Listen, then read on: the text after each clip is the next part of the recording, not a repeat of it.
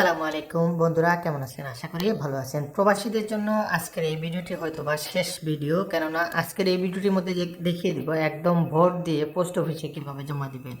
সেক্ষেত্রে অনেকের এই পপ আপটা আসতেছে, ইমেল আপডেট করুন। আপনার এখানে একটা ইমেল দিয়ে দিবেন, সেক্ষেত্রে আপনার পাসওয়ার্ড যে ফোন নাম্বারে ওটিপি আসতেছে না, ইমেল দিলে ইমেলে ওটিপি আসবে, আপনি খুব সহজে ফোন নাম্বার চেঞ্জ করতে পারবেন। আপনার অ্যাপসটি আপডেট চাইলে আপডেট দিয়ে নেবেন। আরেকটি বিষয় হলো গিয়ে, যারা কিউআর কোড স্ক্যান করেননি তাদের ভোট কিন্তু বাতিল গণনা করা হবে। এখানে নোটিফিকেশন আপনারা চাইলে এই নোটিফিকেশনগুলো পড়তে পারেন, পড়লে তাহলে অবশ্যই বুঝতে পারবেন এই নোটিফিকেশনে তারা কিভাবে কি বলতেছে। এখন আমাদের যে বিষয়টা সেটা হলো গিয়ে আমাদের ভোট প্রদানের নিয়মটা কি। এখানে দেখতে পাচ্ছেন ভ্যালট ট্র্যাকিং একটি অপশন রয়েছে। আমরা আগেও বলেছিলাম এই ট্র্যাকিং অপশনটাতে ক্লিক করব। যখন এটাতে ক্লিক করব, এখানে দেখতে পাচ্ছেন আমার যে 2 ধাপ আগেও বলেছিলাম যে পোস্টাল ভোট স্ক্যান করার পরে আমাদের যে কাজটি সেটা 10 জানুয়ারি হয়ে গেছে। এখন এখানে দেখতে পাচ্ছেন ভোট দেওয়ার পূর্বে প্রার্থী ও প্রতীক যাচাই করুন। এখন আমরা এই যে ভোট দিন এই অপশনটাতে ক্লিক করব। যখনই এই অপশনটাতে ক্লিক করব, একটা ভিডিও টিউটোরিয়াল, এই ভিডিওটি আপনি দেখতে পারেন কিভাবে কি করতে হবে। ভিডিওটি দেখার পরে এখানে দেখতে পাচ্ছেন পরবর্তী একটি অপশন রয়েছে, এই পরবর্তী অপশনে ক্লিক করবেন।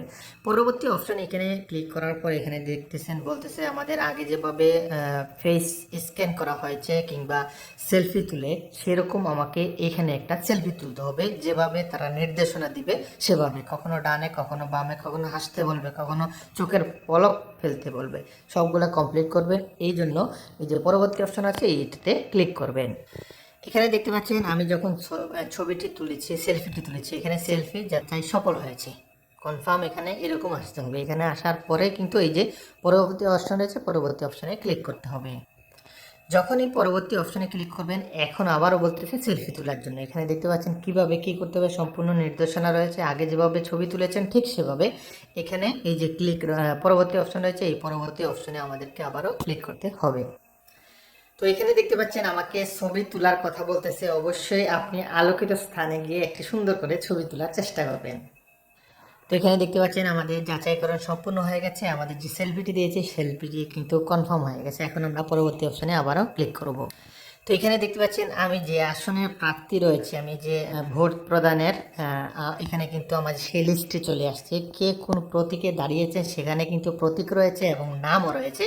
এখন আমাদেরকে এখানে দেখতে পাচ্ছেন ভোট প্রদান করুন। আমাদের যে ব্যালট পেপারটি দেওয়া হয়েছে আপনারা জানেন, পোস্ট অফিসের মাধ্যমে এখানে আপনারা নির্বাচন করবেন কাকে ভোট দিবেন, কে কোন প্রতীক রয়েছে। এখানে দেখতে পাচ্ছেন সবাই কিন্তু প্রতীক রয়েছে।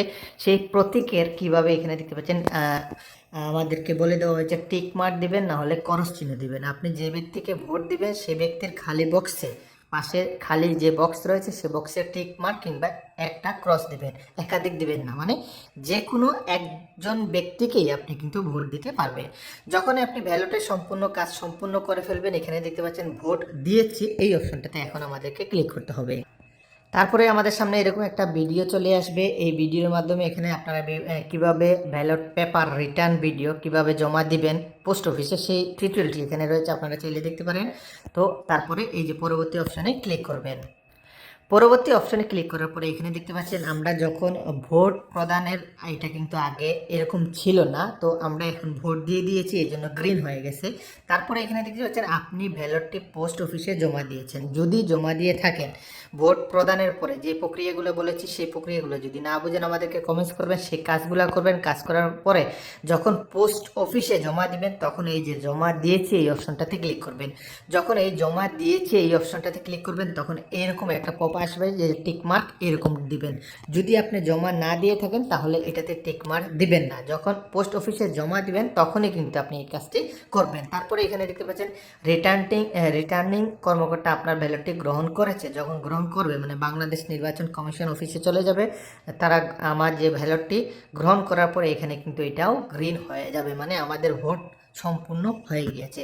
আশা করি বুঝতে পেরেছেন। তারপরে যদি না বুঝে থাকেন আমাদেরকে জানাতে পারেন, আমরা চেষ্টা করব সেই বিষয়টি আপনাদেরকে ক্লিয়ার করার জন্য। ধন্যবাদ। আসসালামু আলাইকুম।